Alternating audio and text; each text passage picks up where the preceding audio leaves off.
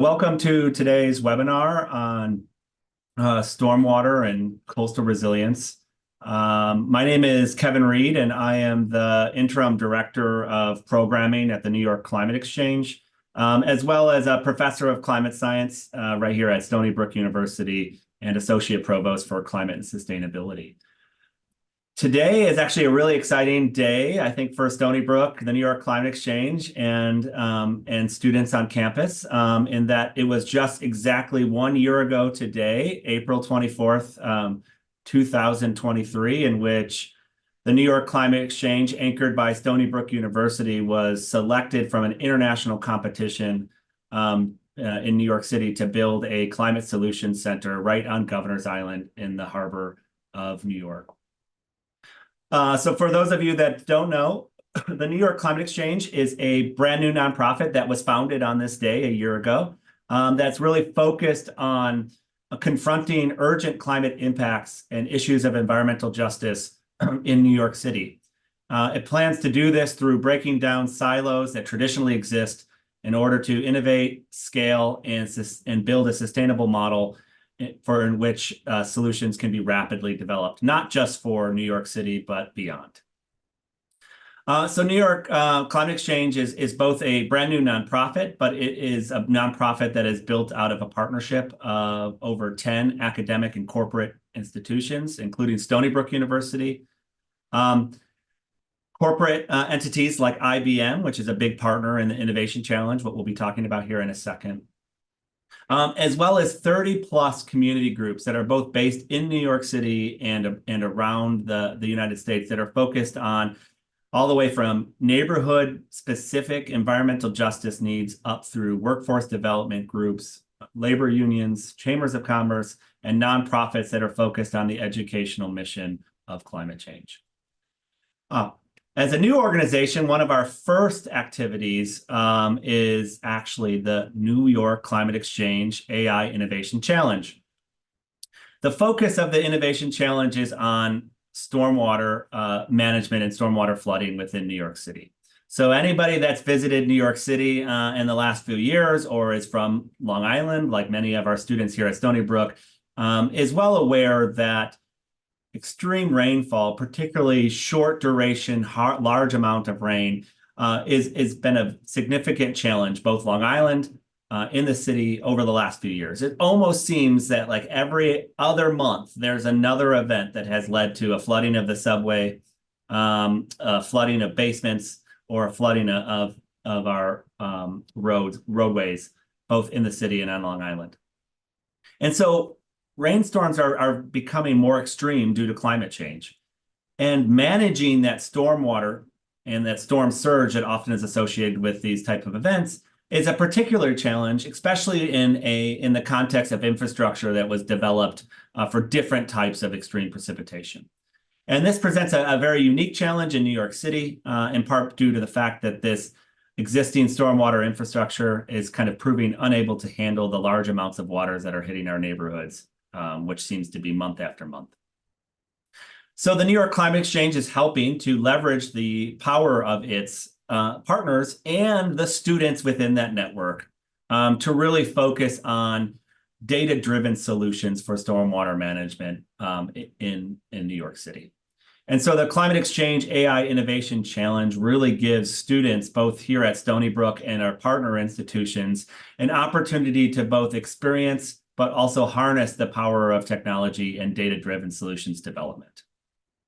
Through the Innovation Challenge, students will create real solutions for this compelling environmental challenge in New York City around stormwater. And it'll be able to utilize artificial intelligence technologies that have been developed and curated by one of our partners, IBM, to target these pressing issues. The students will get to form teams of 4 to 5 students each to participate in the challenge and submit here locally at Stony Brook by the end of the month. Winners from the challenge at the individual universities will then join together in a competition in New York City later this fall. More details to come on that, but it'll be an opportunity for final presentations, judges, and a lot of other great convening around these important topics. So with that, I wanted to turn it over to our guest speaker today. So as student groups are starting to form already on campus and start to think about the different topics and approaches and solutions that they hope to test and demonstrate, we have the great opportunity to hear from Jim Roberts to help in shaping some of those discussions. Really quick before I turn it over to Jim, I just want to introduce him. So Jim is the Senior Vice President and is the Water and Wastewater Market Director at H2M Architects and Engineers. Since joining H2M in 2016, Jim has worked with the company's drinking water and wastewater practitioners to really expand the firm's reach and service in these areas. Jim brings over 38 years of experience in industry, in which he has brought these unique experiences both to his current position, but also building on his previous experience. Prior to joining H2M, Jim served as the Deputy Commissioner in the Bureau of Water and Sewer Operations for New York City's Department of Environmental Protection, or DEP. Jim also has served as the Deputy Chief of Systems Operation, the Deputy Chief of Tunnel Operations, the Deputy Borough Director at the Department of Design and Construction, as well as various other roles, both in public and private aspects in the area of construction and operations as it relates to wastewater. So Jim is a perfect person to talk to us a little bit about the challenge in New York City, some of the potential for solutions, and really just to leverage his experience and expertise for some questions and a follow-up. So Jim, let me turn it over to you before we open it up for a broader question and answer. Thank you so much for joining us today. Kevin, it's my pleasure, and as always, it's humbling to be introduced like that. I frankly have to get that bio cut down somewhat, but it's a pleasure to be here. I hope that I can be of value. I thought it was a really interesting opportunity to potentially share the experience that I've had with the students and the partners that will be involved with the challenge that you just talked so eloquently about. And so I'm happy to be here. Let's just jump right in, and I'll start to walk through. I have a little bit of a presentation that covers a little of the background of what manages the stormwater and the sewer system within the city right now. So let me do that. Stormwater, as you pointed out, Kevin, is definitely a challenge, and it's been one that the agency and the city has been dealing with for quite some time. There's no question that in the last decade or more, it's become far more of a focus, and it's garnered more attention. So one thing I do want to sort of hit from the onset is that, I have it here as a disclaimer, but just to be clear, while I served in the capacity as a deputy commissioner for about a decade or more, and I was with the agency for over 30 years, I do not speak for or represent the agency directly anymore. I've many friends and colleagues, and there are a lot of really tremendous people working at the agency and across the city and the other various agencies in this area that are more in touch with the specifics day to day. And if there's anything that I happen to utter, and I'll work very hard not to do that, that conflicts with something that the agency partners might have out there. Obviously, they rule the roost, so we'll leave it at that. So my goal really is to share the knowledge and experience from that 30 years of working there, and perhaps provide some guidance and feedback and some thought-provoking ideas for the students. So just at a high level, the system, I think it's important for all those who are going to think about this problem to have some background. So New York City has a sewer system that's comprised of about 7,400 plus or minus miles of sewer. And as it says here, most of it predates the 1950s. In many cases, even where sewers were replaced up until probably the mid 60s or 70s, the drainage requirements were still consistent with those original sort of standards that they designed for. City is circled, and you can see on the graphic here, all these yellow dots represent the specific wastewater treatment plants or resource recovery facilities that make up the city's 14 plants, and each of the colors are representative of the drainage areas that drain to the specific water treatment plants that are there. 450 combined sewer outfalls, and I'll touch briefly on what a combined sewer outfall is in a minute. I do recognize that perhaps there's a vernacular challenge that might be here. So at some point, if there were questions about what I'm referring to, certainly the questionnaires should ask those things. Predominantly gravity. There are about 95 or 96 sub pumping stations that are dotted across the 5 boroughs, but it's predominantly a gravity system.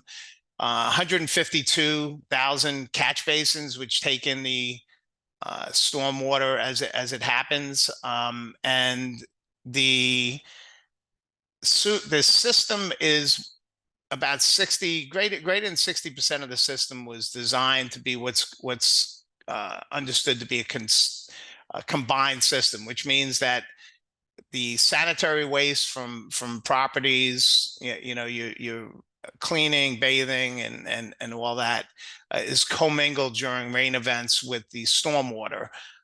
Ergo, they're combined, and again, I'll touch on that. Most of the areas that were developed prior to 1960 were designed to a standard that, in very simple terms, accommodated about an inch and a half of rain per hour, so that if the rain intensity lay on or around or beneath that number, you generally did not have any issue with overburdening the existing facilities. Later, and that was really, it's termed a three-year storm. Post 1960, they increased the standard to what they call, and I believe it's the current standard, a 5-year storm, which accommodates about 1.75 inches of rain. And while that is sometimes more intuitive to practitioners than to the general public, 1.75 inches of rain is a significant rainfall. And we always just very, very simply talking to the average person in the city, if your windshield wipers are running at full speed, you probably have a storm event that's in excess of the 1.75 inches.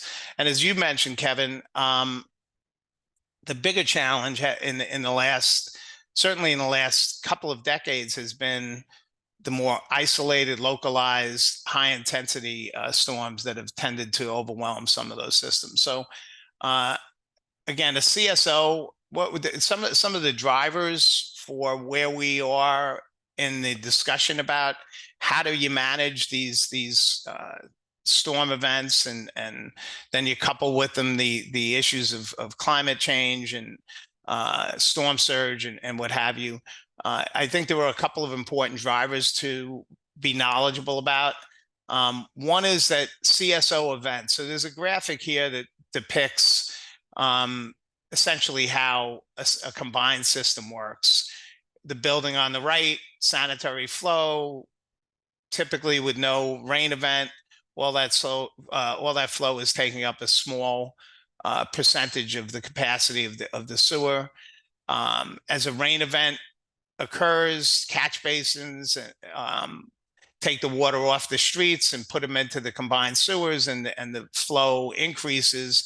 When it gets to a predetermined limitation, they have overflow weirs that at facilities that they call CSO, combined sewer overflows, that essentially trip and allow the flow to go overboard, typically to a water body, in order to do two things. One, not to pressurize the sewer system behind it, and also, and probably more importantly, not to overwhelm the wastewater treatment plant that it's serving, because those typically have capacities as well. So the CSO and the EPA back in probably the late 2000s and early 2010s really had a rigorous compliance program. So they had issued compliance orders to New York City and many other jurisdictions around the country, focusing in on elimination or reduction in CSO events. Coupled with that was a requirement for long-term CSO control planning. Climate impacts, as I just described, really started to change the paradigm, and the impacts of those events on localized neighborhoods, where you could have, one neighborhood a mile away from another, and one being badly impacted and the other perhaps not so much. And then also there is, particularly in some of the lower lying areas of perhaps the Bronx, Queens, and Staten Island, Brooklyn, groundwater rise that is associated with the climate events. So under the category of what's old is new, this is a picture of a location in Queens, Linden Boulevard, 1941, right? And if you didn't, I mean, I guess the some other things would give it away, but if you were here a decade ago, you might have seen similar types of flooding. So the problem has been around for a while, and I believe the agency and the city have worked hard to manage the solutions. I think it was also very, very highly impacted by, as I have here, with the World War II population, right? So there was a big housing boom in some of the areas, Southeast Queens being one of them, post-World War II, where the sanitary sewer systems were built out to stay with the development, but these storm facilities did not really keep pace. And that, coupled with low-lying elevations, really became a challenge. So just to give some perspective, is that, there have been problems before. And then we jump to what really became one of the bellwethers for the types of conversations we're having today. Superstorm Sandy really became a problem. I was deputy commissioner at this time, and lived through not only the planning that led up to it, but the recovery and emergency management that came thereafter. And that picture was actually taken by a friend of mine who lived in a building down in the Rockaways. And it's an amazing picture of the sort of energy and the dominance of nature when it's coming. So as you see here, there was a record 14-foot storm surge. Just as full disclosure, my parents had a home in the neighborhood where this picture was taken, and I can tell you firsthand that 14-foot was probably the number, as the water washed across the peninsula and flooded out all the properties that were down there. There were huge swaths of the city that were impacted, millions of people without power.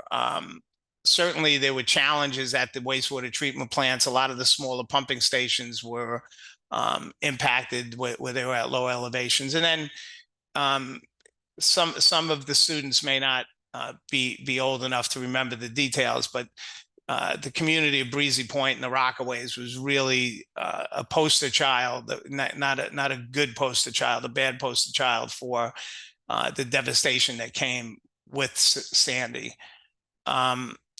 So this graphic, again, it probably doesn't strike anybody as remarkable that the areas of highest impact were along the shorelines, right? The lower elevations. This was, as you all will remember, or you can certainly do some research and find out, this was really a storm that hit from the south. And so you can see Brooklyn, Staten Island, and Queens were very, very hardly hit, and lower Manhattan, down near the Battery and coming around the the east side of Manhattan was severely impacted. So that just gives you a heat map as to how and where the elevations were the highest. Some pictures. I referenced Breezy Point on the right. Breezy Point was entirely inundated. A fire started the night of the storm that wound up burning down all these properties that you see here in this aerial.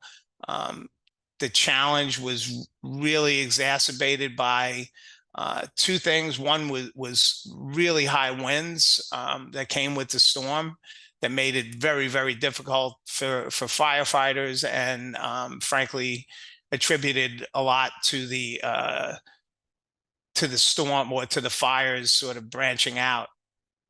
And then also, this community had a private, believe it or not, a private water system that fed off of the New York City system. And that system was severely compromised by the storm. So the firefighters had some challenges with water pressure and what have you, in fighting it. And then on the left, this is the Brooklyn Battery Tunnel. For anybody who doesn't recognize where this is sort of at the bottom end of the FDR Drive, where it wraps around the tip of the island, and the entire tunnel was flooded and took quite a while, a lot of energy to sort of get it back up and running. And I spoke earlier about the impacts to the, if I go back to this graphic, you can see here the east coast of Manhattan, where my cursor is, and this is has a few different names, but I think the appropriate moniker is the East Side Coastal Resiliency Project. So they've developed this plan. It's being implemented. It's a $1.4 billion investment by the city in being able to harden this area of Manhattan against future similar type events. But there was a lot of GIS tracking and data mining of flood events, but that was really more towards where could you harden things. I don't think there was any stopping what was going to happen. I think the best solution really was how prepared you could be. But out of these events, you've wound up with a really robust program for GI that's been able to green infrastructure being GI that's been implemented and has been able to be leveraged in a few different ways. I think it was coupled with the evolution of some stormwater management rules, increased requirements by the city on how private developers and private property deal with stormwater, the implementation expansion of what DEP terms its Blue Belt program, which I'll show a nice graphic of that. But essentially, it's the ability of the city to use existing wetlands and low-lying lands, parklands, to manage stormwater, as opposed to sort of hardened pipe solutions. I think there was certainly an increased focus on capital investment. The city's spending billions of dollars on these initiatives, and then MS4s, which really talk about just storm outfalls, give another sort of bite at the apple for the city to be a little bit crisper at how it potentially manages storm events. I touched on this briefly. Blue belts. This is a Staten Island blue belt under construction.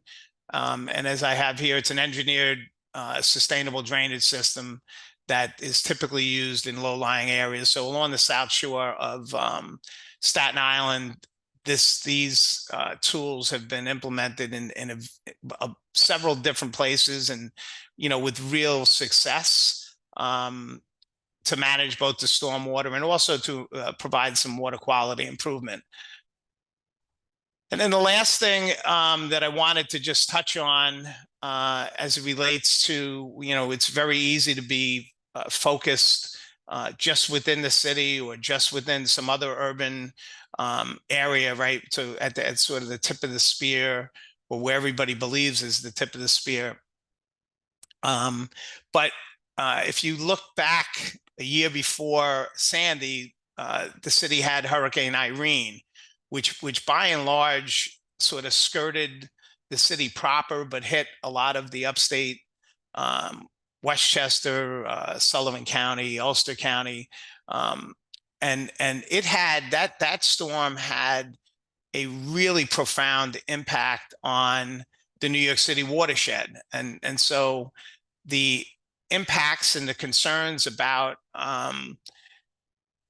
climate change and stormwater and management of it are not really just isolated to the tip of the pencil within the city, because without the water supply upstate, the city is not really going to be a very viable place to live. So the broad, and I think as the students think about other urban areas and just stormwater resiliency as a broader topic, recognize that there are some sort of corollary areas that might be potentially impacting what seems to be only an immediate problem. So Hurricane Irene, if you look at 18 inches of rain in less than 24 hours, and that I said earlier that the city's sewer system was designed for a 5-year storm. Those were discharges that were way above 100-year storm level. They had impacts they destroyed bridges and roads, turbidity, which impacts water quality, and so on and so forth. So just keep that in mind as you do your big picture thinking. And then, I love this phrase that hope is not a strategy. One of my former colleagues and I used to sort of kiddingly tell people that say, well, I hope, hope is something that in the real world, really, you need a plan, right? So hope's not a strategy, you need a plan. And there are a lot of really talented, smart people who are working hard on these problems day to day. Again, a lot of my former colleagues and others who have come after me. There were a lot of the New York City Stormwater Resiliency Plan, which is available. I have the link embedded there. And you need short-term, midterm, and longer-term solutions. You have to do, what can you do right now that's going to provide the greatest benefit? Most of that is in the way of sort of hardening and thinking.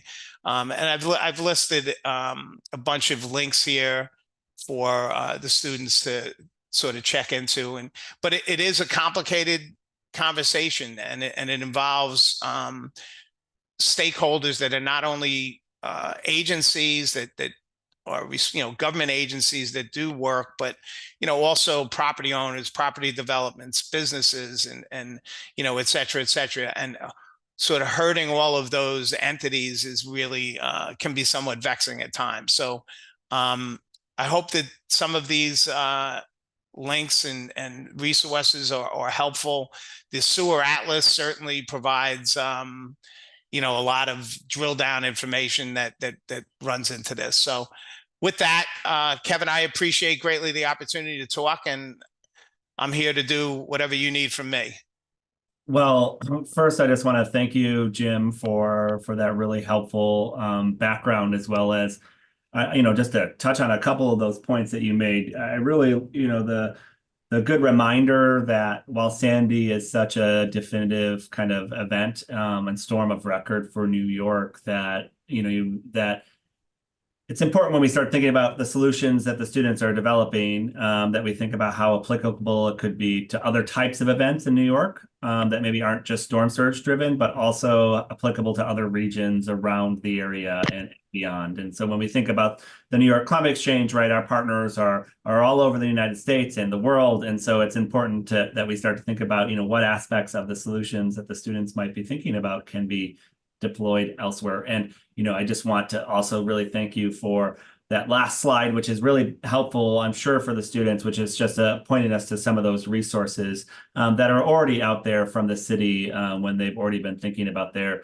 broader resiliency plans, but also some of the other aspects out there. And I do also want to mention, and now before we get to the Q&A, which is for any Stony Brook students that are looking for additional data sets that might be out there, feel free to reach out through the webpage or through any of the emails. You can email me directly.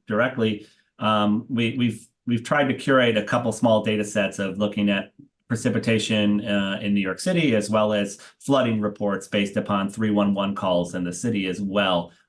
Which I think could be really useful to some of the solutions. So, Kevin, if I would just jump on that one point you made about it, the broader regional conversation, I will tell you that firsthand, Florida, Pennsylvania, Jersey, you name it, everybody is faced with the same challenges. It's just a different flavor of the ice cream. It's all very similar. That's right. Okay, so now we want to jump to the interactive part of the webinar here, which is to go through some questions that have sent in advance, as well as open the opportunity for questions from those in attendance. But to help organize the Q&A portion, I wanted to welcome Christopher Lange, who is the engineer manager in the Center for Excellence in Wireless Information Technology, CEWIT, as it's commonly known to Stony Brook students. So Chris helps to facilitate the strategic collaborations with external partners and to capitalize on opportunities and provide some leadership. And so this is he's a perfect person to kind of liaison here in the discussion, as well as for a lot of the students and the teams that are coming together. So Chris, I'll turn it over to you to help facilitate some of the Q&A. Wonderful. Thank you so much, Kevin. And thank you again, Jim. That was a wonderful presentation. I'm so excited to be here and be joined by everyone for this discussion today. I think it's really impactful. So I would just like to ask Jim and Kevin, feel free to jump in as well. So what do you think would allow a solution to be quickly used in real world scenarios? So taking a look at this, challenge that we have, how can we really find a solution that would be something that can be implemented and really get into those real world scenarios? So Chris, that it's funny you ask a question that has the word quickly involved in it when it relates to this topic, because I think if you just look back at the presentation and the fact that 1941, somebody might suggest that we haven't acted quickly enough, right? I think the implementation of a lot of the solutions can be lengthy for a lot of reasons. I think some of the places where things can be done quickly is awareness, right? So really the general public just doesn't understand what the issues are. And so the greater they have an understanding, the greater support you'll get behind them, the more things that they can do, perhaps themselves, to improve their situations. I think awareness is a big thing. If you're looking for low-hanging fruit, I think there were behavioral issues as well. I think, it's very, particularly in the industry that I come from, engineers are very tried and true sort of thinkers. So implementing innovative solutions sometimes can be challenging, and it needs to be coupled with an understanding of the economic impacts. But I think sort of managing and being able to look at how to tackle those, awareness, behavioral challenges, and really get stakeholders. And I mentioned some of the stakeholders before, and business and development people in particular, I think, are big stakeholders. Yeah, no, I think that's really important to think about, right? It's a solution that really involves multiple moving parts and so many other people in that, and it's something that I really think is worth keeping in mind. So you touched on it a little bit there. So what would you say are some common obstacles, right? So we want to get those fast-moving solutions, which is part of a process. But once we really try to engage with the stakeholders, once we really try to get all of that buy-in, what kind of obstacles would you say are pretty common in these solutions? And how can people, when they're thinking about the challenge, how can you design a solution to try to overcome some of those obstacles, if possible? Yeah, Chris. So I think we're not the only, the United States and the Northeast region, we're not the only people tackling this challenge. We've had overseas partners who've been, dealing with these types of issues for far longer than we have. I know that many of the agencies have partnered with some of those countries, in some cases, certainly cities and others. So I think one of the obstacles is employing innovative technology in the world that we come from. Generally requires sort of a proving period, right? Piloting and validation, and that is time, right? And then you need the pilot at scale in order for everybody to buy into it. So I think that's sometimes the biggest lift. I think that's coupled with I'm going to say in many cases there's a challenge with technical folk who are designing things being comfortable that they're going to seal a drawing for a solution that if it doesn't work, we're engineers are cut from a no-fail mentality, right? So that I think that just wrapped together is all somewhat of a challenge. And then the other is the simplest, right? Or the most obvious, the economics, right? These things are these technologies are typically, if you roll them out at scale, very costly from a capital standpoint. And then who owns them and maintains them? Because the way that the agencies in most places are set up, this was never contemplated, right? So who's gonna be responsible for maintaining permeable pavement, for example? The Department of Transportation never contemplated that. So there are a lot of those types of challenges that come along. Yeah, that let me add to that, because that's a really good, I think, point, which is that there really, at least in my opinion, right, there is never going to be any holy grail. Okay, once we do this, the problem will be solved, because every, I think, solution, and I think for flooding in a city, really, it's a hierarchy of solutions, which is the need, right? I mean, there needs to be investments in the infrastructure. There needs to be maybe better uses of data to better understand how the infrastructure is stressed during type of events. A flooding event that occurs in the Bronx, right, has a different stress on the system than a storm surge event, right, at the coast. And understanding that, but when we do develop solutions and test them and start to deploy them, that sometimes they only work initially because that point that Jim was bringing up, which is the longer term maintenance of the solutions that are deployed. I think a really good example of this is rain gardens, right? And the city has invested in rain gardens, particularly in the borough of Queens. And rain gardens are a really effective and relatively cheap solution to help mitigate, at least slow down the runoff of water during these events. But a rain garden that's covered with debris, right, because it's not maintained, actually is not effective at all. The same is true of all of the drainage system and inlets all across the city, is that if they're clogged with sticks or garbage or trash, plastics, whatever it might be, you can cause localized flooding. And so, that gets back to the point that Jim mentioned too, which is awareness, right? I think, knowing when there's a flooding event coming, calling on, building managers and maybe sanitation workers, right, to look out for, is there a drainage system that's going to be really clogged? Because that now would be the time to unclog it before the rain or the surge happens instead of after. And so I think that there's always, just to finish, right,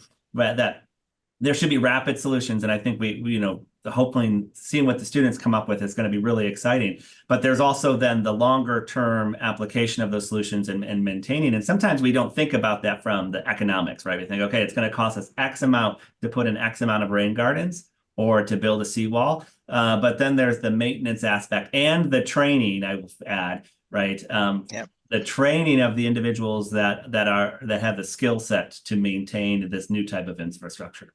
Yeah, and Kevin, just to sort of put a bow on your point, which is spot on. I don't think I'm aware that the city has really done a lot.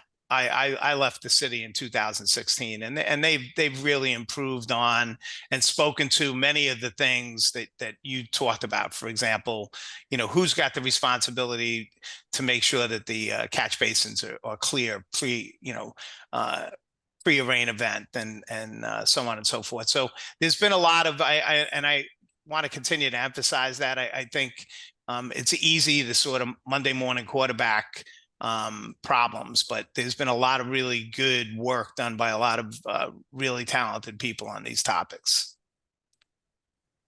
Yeah, no, I think that's such a great point to think about. There are all of these different aspects that when you're trying to solve the challenge, you have to think about the maintenance, the training, the scalability of all these different systems, and then just try to tie all that together to make sure that the solution that you have is something that going forward is going to be something that can really sustain throughout the time. We did have a question in chat that I think is really interesting and very much tied to kind of what you were talking about earlier, Jim. So as you look at the different regions that are impacted by the stormwater surge, how would you say, even Long Island is going to be, differently impacted, or should their solutions really encompass, something that is more geographically broad, or with respect to the lack of sewer systems?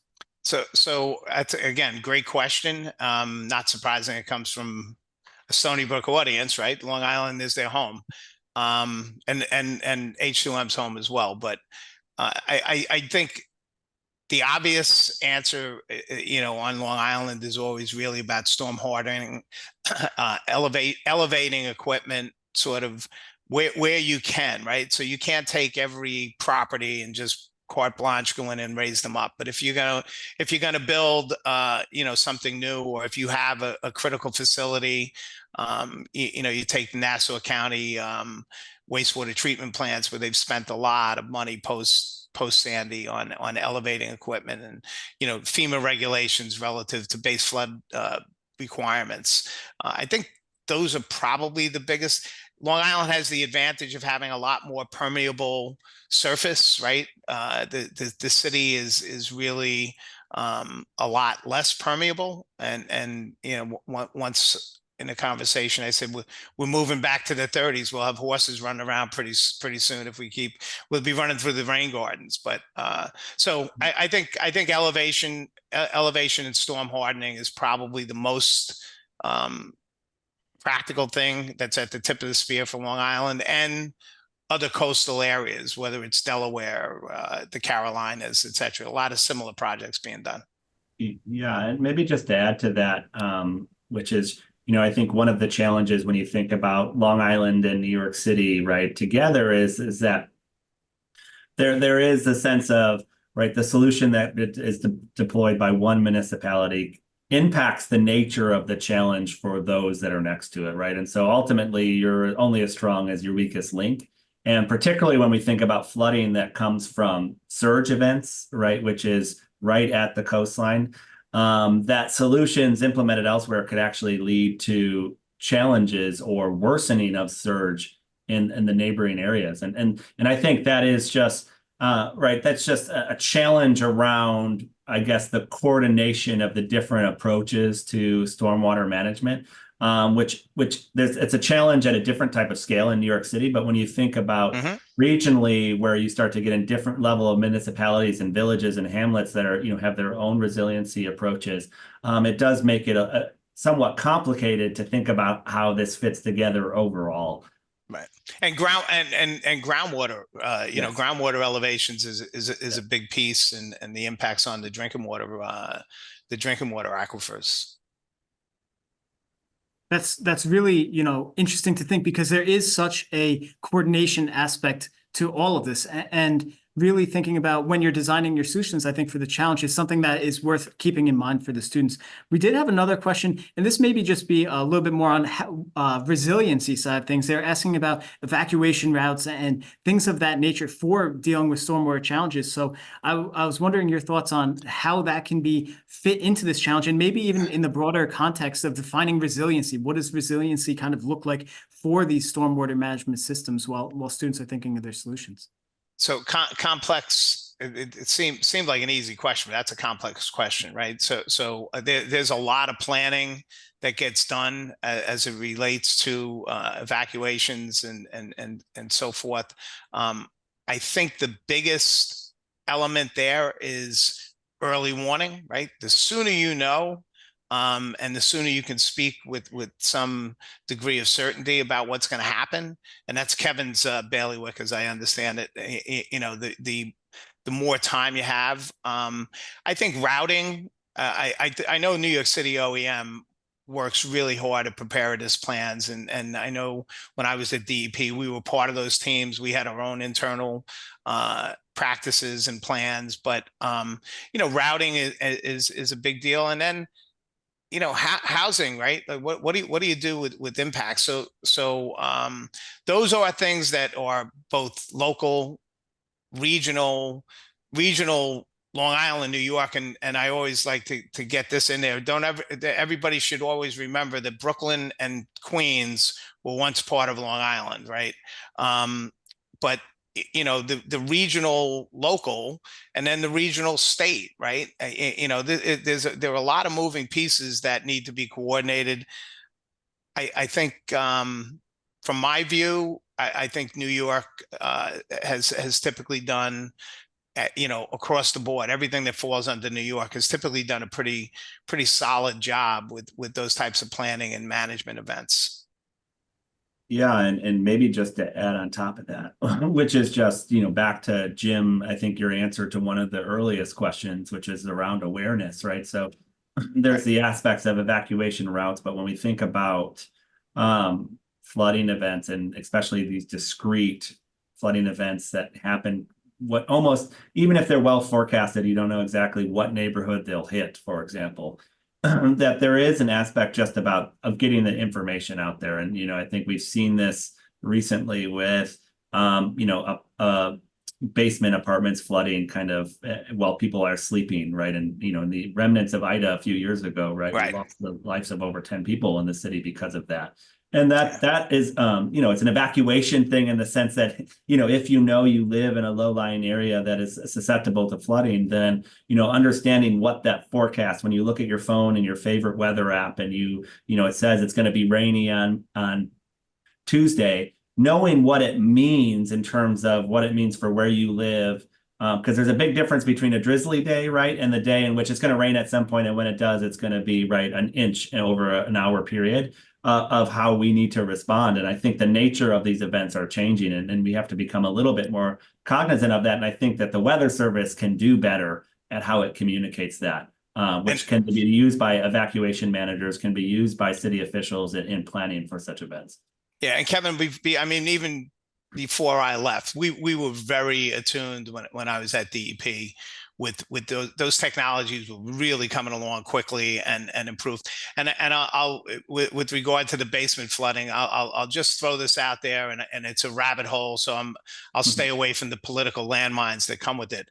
But I do think that it does tie to housing issues, right? Because in many cases, some of those basement apartments were not ever intended to be basement apartments, right? And so you've got again a very complex situation. It's social, you know. Well, that brings up a really good point, Jim. Which, you know, just to add to that, which is, right, that the stormwater challenges for New York City, right, aren't just an external thing, right? So it's not just that the weather is changing.